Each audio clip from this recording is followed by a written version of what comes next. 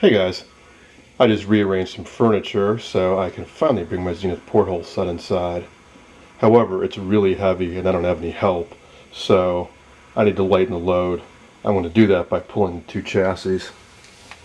The lower chassis has a huge power transformer and a couple rectifier tubes and audio output tube that connects to the top via this umbilical cord. So that's simple enough. I disconnect that and I remove a few bolts and that chassis will come out. Top one, I'm not so sure. I have not taken one of these types of chassis out before. However, I did pick one up at an estate sale recently over here, and it sure appears that the CRT stays mounted to the chassis and the whole thing pulls out. I imagine there's some bolts below holding it in. Yep, see, one of them's quite loose already. And there's one more towards the front, and just one on this side. So it looks like 2 or 3 of the bolts are already missing. So I'll get those out. And then I notice there's a wood block on either side. I don't know if those are just pressing up against the CRT plastic bezel there, or if I actually have to remove those. I'll just go slowly and carefully, try not to damage anything. I have to disconnect this internal antenna. And then finally I can take a look at these chassis, because I have never pulled these out. I have no idea what the condition's like underneath.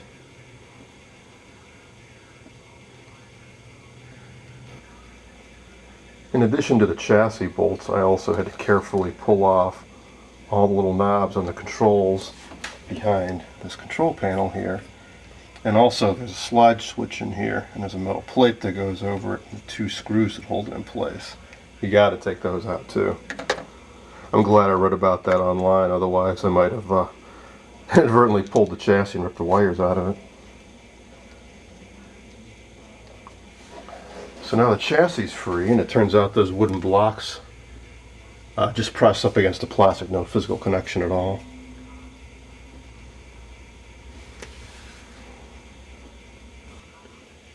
With everything disconnected, it slid out pretty easily. And here it is.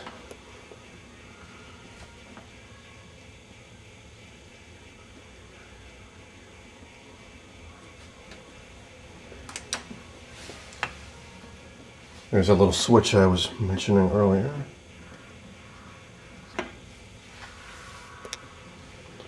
Now, I can finally see what's underneath. I'm especially concerned about the condition of the flyback. These have a reputation for being fried.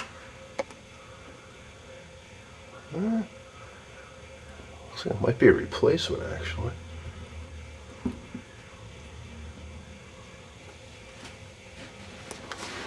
Also looks like this cord's broken. It's kind of an odd arrangement in these sets. The channel control fine tuning is way up here. The tuners are way back here, so you got these long shafts. Prone to break. Like the channel selector does not turn on this. I think this is fine tuning. Oh. She'll figure it out. Otherwise, this looks to be pretty much all original. These caps don't look like they've been replaced.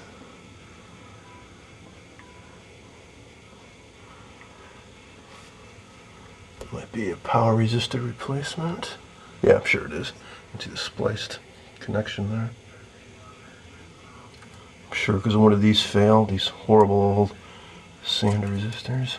In fact, this one's completely lost all of its coating. And this one's just about lost all of it. There's a nice chunk of it. Horrible, horrible things. I always replace them all. And this one, it's got a nice tap in the middle, so I imagine I'll have to replace that with 2 discrete resistors. And here's the flyback. Yeah, I'm sure this is a replacement. The flyback in that chassis I got at the estate sale, I think might be the original, and it's just covered in this black insulating goo.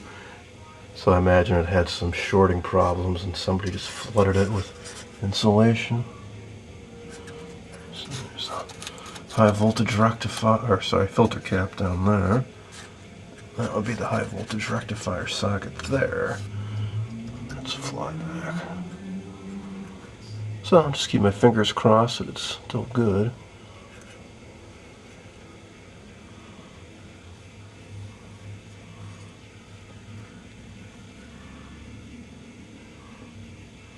Yeah, otherwise, no, nothing too bad. Plus with that spare chassis, which I think is the same or a very close model, I should have some spare parts I can use. Now, let's get that lower chassis out.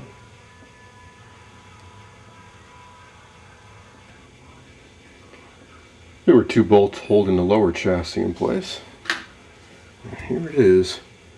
One big transformer, a few tubes, and audio output transformer, filter cap, and so on. And not too many parts underneath. And a crappy sand resistor. Looks like that capacitor's seen some better days.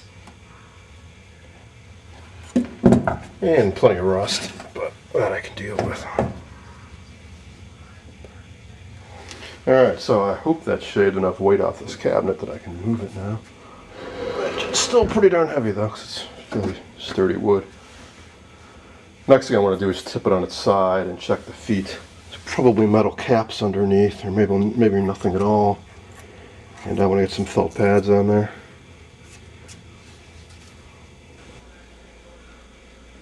It turns out the feet are just wood. There are no end caps at all. Also some veneer damage. This is the worst. Not only is the veneer lifted up, but some of the underlayment's gone too. So I'll have to repair that. This one's not too bad. And the front ones are in decent shape. Just some finish loss. So I'll clean these up a bit and get some felt pads on them.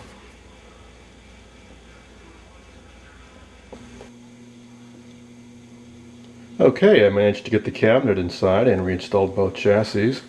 Now we can take a closer look at the front.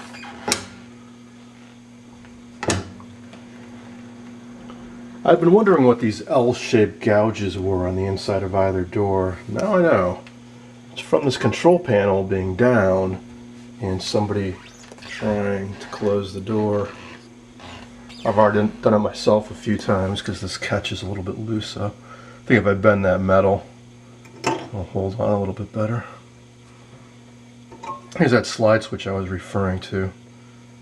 What I think this might be is a picture expander. I have another porthole set made by Stromberg Carlson, and it has a push button called an opera glass.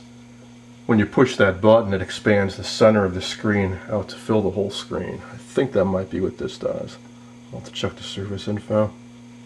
Otherwise, we have the usual horizontal hold, vertical hold, brightness, contrast, and fine tuning behind here.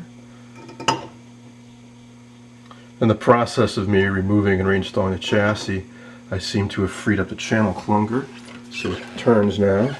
And check this out. So it's on channel 2 right now. If I turn it, it goes to channel 4, and then 5, and 7, 9, 11, 13, blank, 3, 6, 8, 10, 12, back to 2. Little weird. My best guess is that the manufacturer knew that by FCC decree you wouldn't have adjacent stations in the same town because they would interfere with each other. So they arranged it as a convenience to the consumer, so you could write from 2 to 4 and you wouldn't have to constantly skip over channel 3. So I've got this inside. It'll be safe and sound for the winter. I really didn't want to have this set out on the unheated porch all winter. Now, normally I don't like to stack sets up, but the top of this cabinet needs to be refinished anyways. It's lost all the finish here. I just put a clear coat over it to protect it, but you can see the color difference here. This still has the original toner lacquer, and here it's gone. It's just a clear coat over the bare mahogany. So I have another set that I also want to get inside to protect, and it's rather large, and it actually fits quite nicely on top of this, and it's a set I have not talked about before. I picked it up earlier this summer, and let's go take a look at it.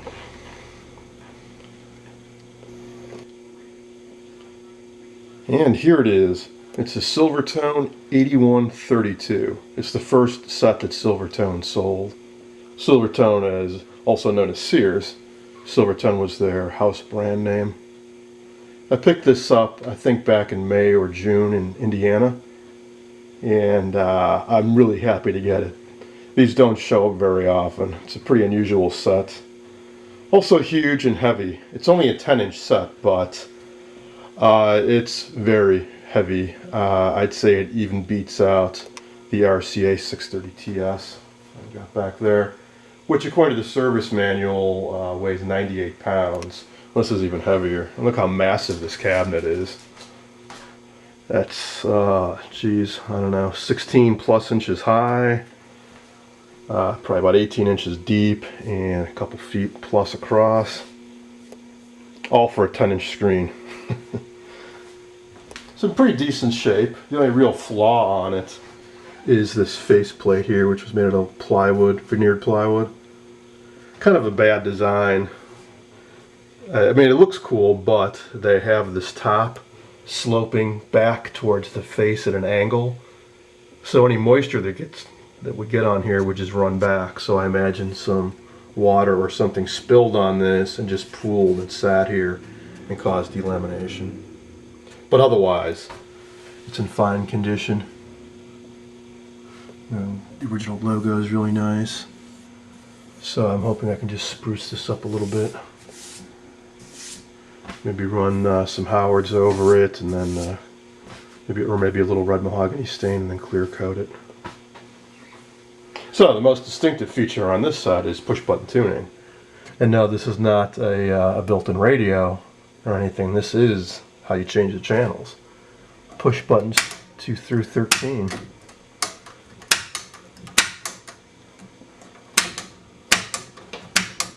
Some of the numbers are a bit worn, but it's just from use.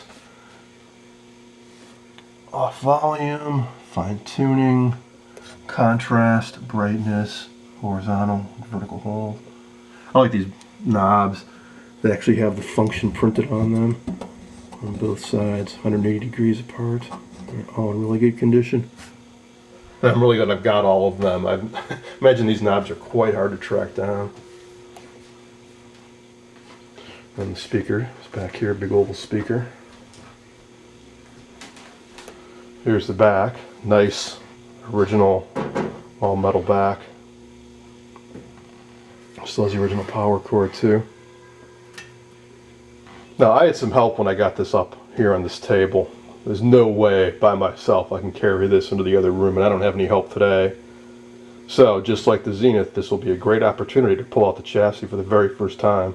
Since I got this months ago, I've taken the back off and looked inside, but that's it. I've never pulled the chassis out. And this is a rather unusual design, so I think we'll all enjoy a closer look.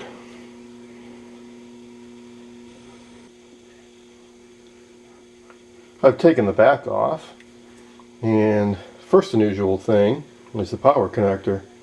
So unlike the usual cheater cord, it's got this interesting cord here, which has a polarized connector on it, although I don't think the other end's polarized. No, it's not. Not that it really matters, because this is a transformer set, not a hot chassis. And what a massive transformer it is, so that accounts for a good chunk of the weight of this set right there. It's in very good condition, no rust, very clean metal.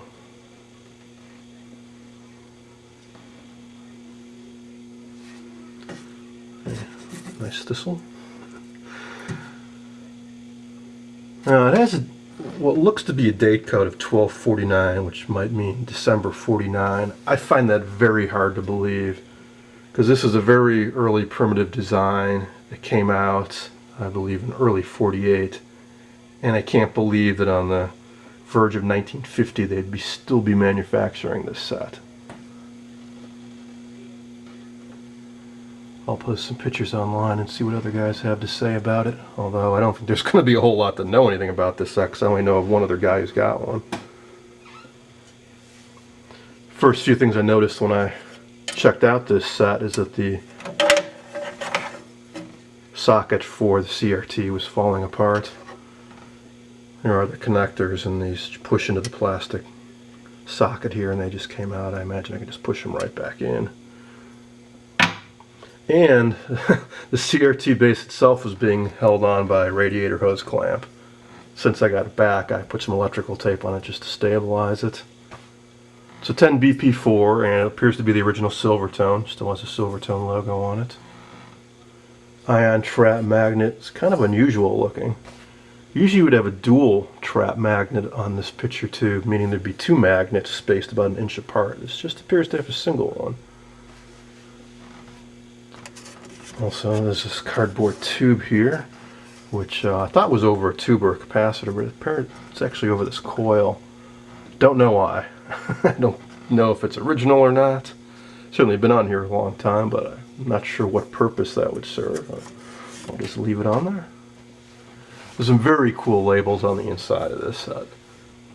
So here is the original chart. Silvertone, catalog number 8132, chassis number so on. 290 watts, so not exactly a green TV. And here's the tube lineup. So here's another unusual thing, the tube lineup. There are a whole bunch of Lochtel tubes in this set. Something else unusual, it's kind of hard to see, but up here is the tuner. And there are actually two complete tuner circuits in there. So this top half is for one set of channels, and the bottom half's for another set of channels. And the TV band, channels 1 through 6, I think, are at a certain frequency band, and there's a gap. And then 7 through 13 are at the higher frequencies. And that in-between gap includes the FM radio band. So what they did on this is they actually have a low channel tuner and a high channel tuner with a separate oscillator, mixer, and converter tube. And here's another neat thing. The entire schematic for the TV is inside the cabinet, including part numbers. And here's a whole huge parts list. So I guess this was back in the day when you could order anything and everything from Sears. So you could order every single part, resistor, capacitor, everything, in this TV as a replacement part from Sears. And here's a whole bunch of notes about handling the picture too. Well, this is just 3-49, so this must have been printed in March of 1949, so I guess they did make this set for a while. Crazy. There's a speaker. High voltage goodies would be inside here. So this is as far as I've ever seen. Oh, interesting. Looks like a tube shield must have come loose.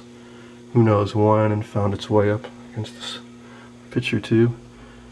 And it looks like this thing was pretty warm at some point because the tar, to provide some cushioning between the metal support band and the picture tube, is melted and dripped down into the corner of the cabinet up there.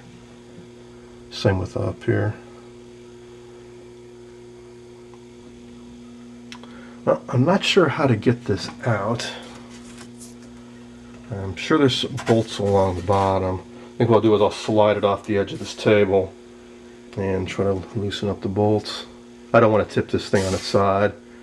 That'd put way too much shear weight on what bolts may be down there. If I tip this thing on its side, there's a pretty big gap there.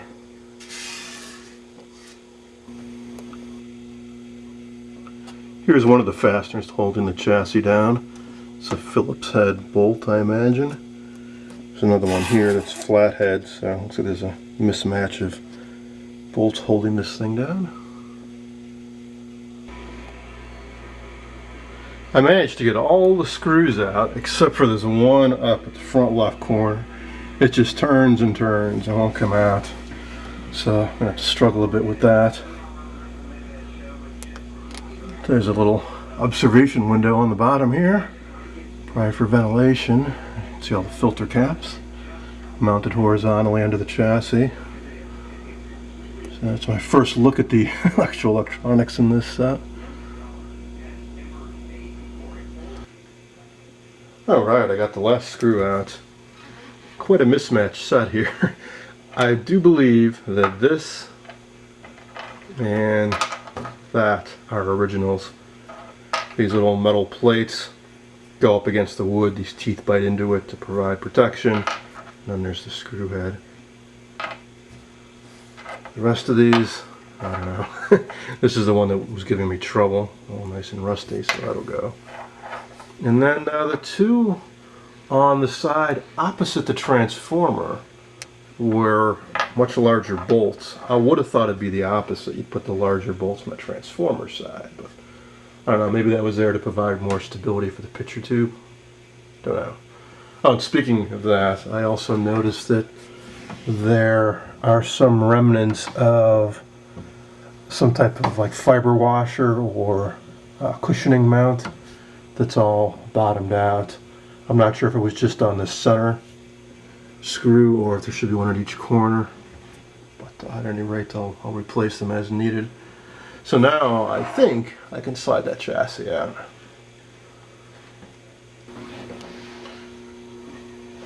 This thing was stuck down pretty good to the cabinet, I imagine, from those cushioning washers melting into the wood and the metal, but a little gentle persuasion. I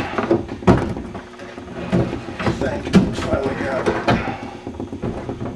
Oh, I was going to disconnect the speaker.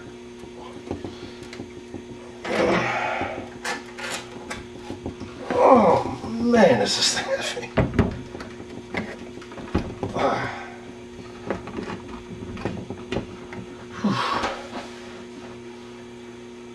What a beast.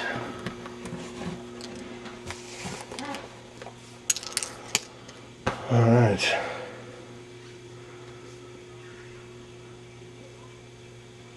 There it is. Oh, so clean. Amazing there isn't more dust in it. And no sign of corrosion whatsoever, but I don't think it's cadmium plated. Wow, a lot of that tar really melted down in there.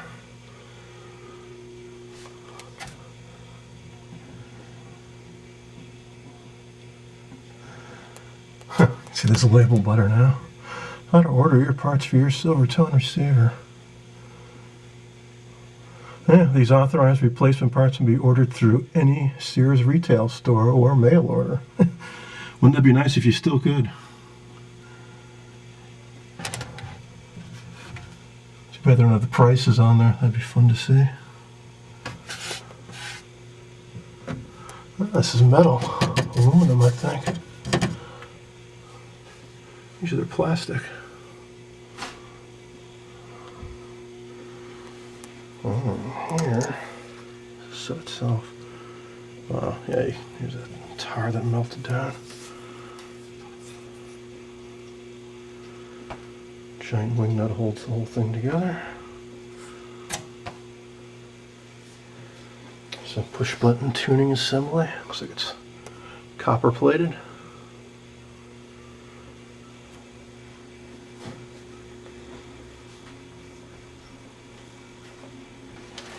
I bought it from a young man, and he said it had been his grandmother's, so it may very well have been in the same family his whole life. I just can't believe how clean this thing is. I was wondering why the push buttons seemed a little bit loose when I pushed them in. It's because this whole thing is supposed to be floating on some cushioned washers. I'll have to replace those. I imagine I can use the same type that you can get for radios. So there should be one on the top and below. Look just like the ones I've used on several tuning capacitors and radios. This one's completely gone. So here's those dual tuners. Two 7F8s. And is that? 7 AC7 and 6 AK5. There's your trimmer caps. Just looks like there's a sheet of mica and just some open strips of metal. Looks like a whole lot of fun to mess with if I need to do an alignment. And then likewise, imagine these are the slugs for the oscillator for each channel. Dual 5V4 rectifiers. I think they work in parallel because this thing draws so much power. C10 input. Actual coax. Didn't know they had coax back then. Other sets I've had, like Motorola's, that had coax that are much more primitive style, where it was like an armored cable where the outer was just like a steel mesh and then there was a single conductor down the middle. Interesting. Wing nuts hold the CRT support in place, and it's got a nice yoke plug there, so just got to pull that out if I ever want to remove the picture tube. Focus coil, yoke, picture tube, of course. Bunch more lock bolts. And that spring doohickey down there is to make sure that the outer conductive coating on this is well grounded. Very, very well built. I guess that's typical though of most first generation TVs like the RCA 630TS. They're really over-engineered because this is their first TV receiver, and the last thing you'd want to do is have a flop with your very first venture into the market. So I imagine they put a lot of time and effort into this. I'm going to grab a Phillips screwdriver and let's see what's inside here.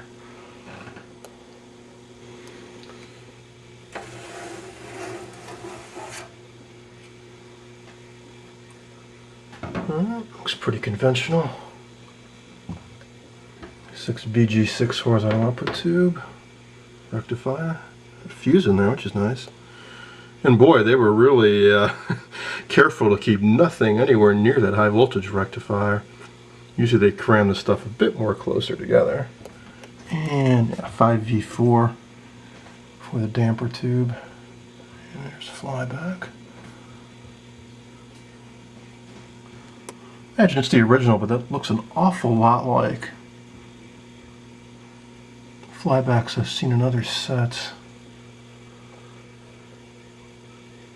Oh, alright. Looks to be in fine condition.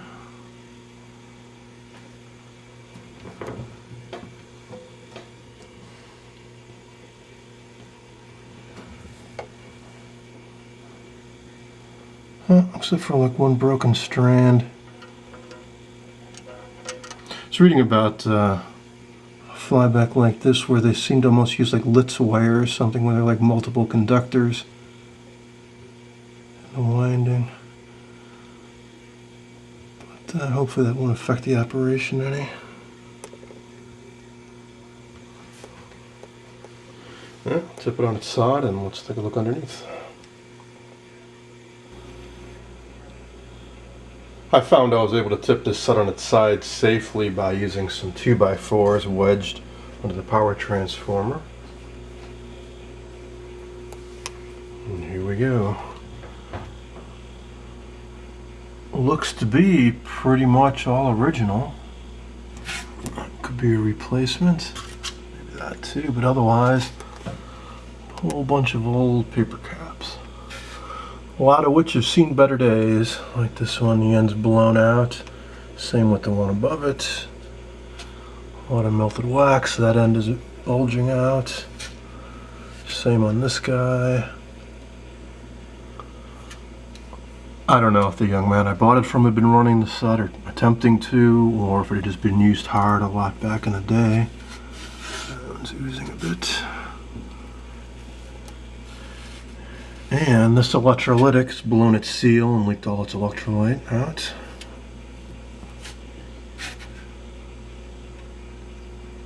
But all in all, it's in good condition.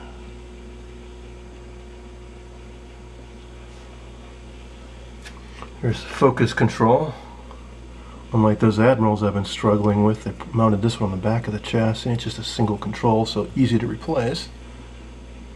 I also have a flexible resistor going to it, which I imagine will provide some protection from this burning out.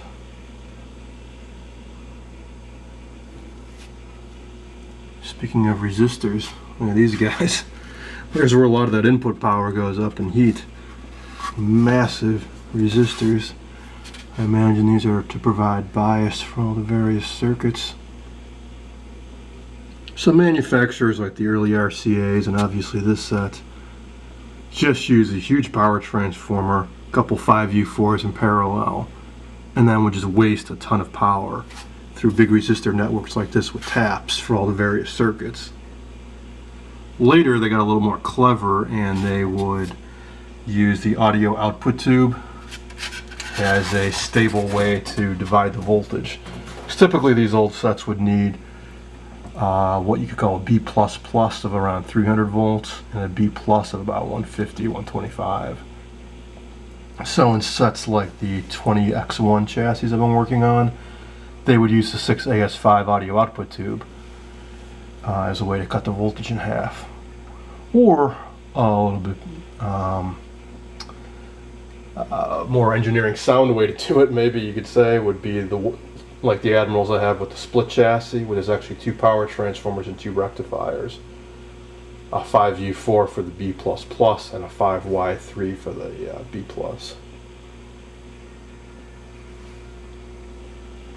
At any rate, I hope they're still good, otherwise I'd have to use a bunch of discrete power resistors down here.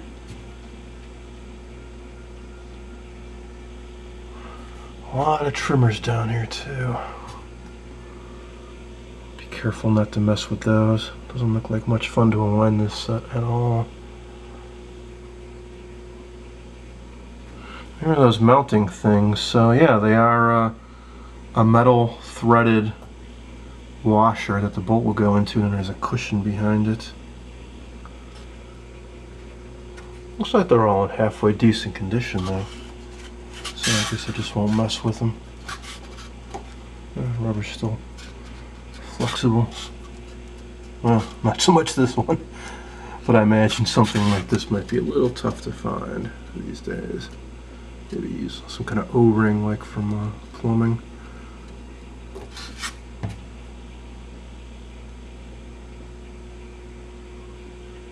Alright, I took a whole bunch of reference photos and I got this video, so now I'm going to put the cabinet on top of the porthole and put the chassis back inside of it, and save this for another day to actually restore. Cabinet, by the way, is much lighter now. Can easily carry it. And I'll be sure to put a bunch of felt pads underneath before I put it on top of the Zenith. Alright, that ought to do it.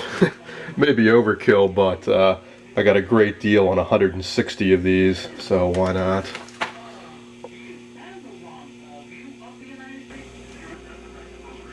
I figure I better test the picture tube before I put the chassis back in the cabinet, so I've got out my good old CR70 and got it all hooked up for a 10 BP4, got the filament on 6.3, and no shorts, but there's something funky when it comes to the cutoff and the emissions.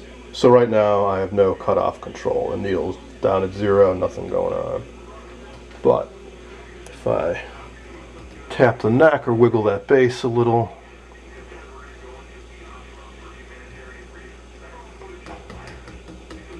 well, at least a moment ago I was able to get the needle to come up. There we go. So I think there's a loose connection in the base, which wouldn't surprise me since when I got it was barely hanging on. This hose clamp is holding it in place. So now I've got cutoff control. So I imagine either G1 or G2 is a bad connection. But if I get the cutoff good and switch to emissions, just drop down again.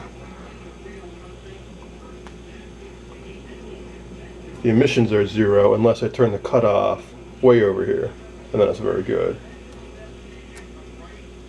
And has a really good life test as well. So I'm hoping if I just touch up those connections on the base, I've got a pretty good picture tube.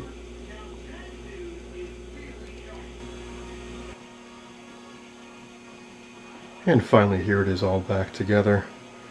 I hope you enjoyed this look at a Silvertone 8132 and a Zenith Porthole TV.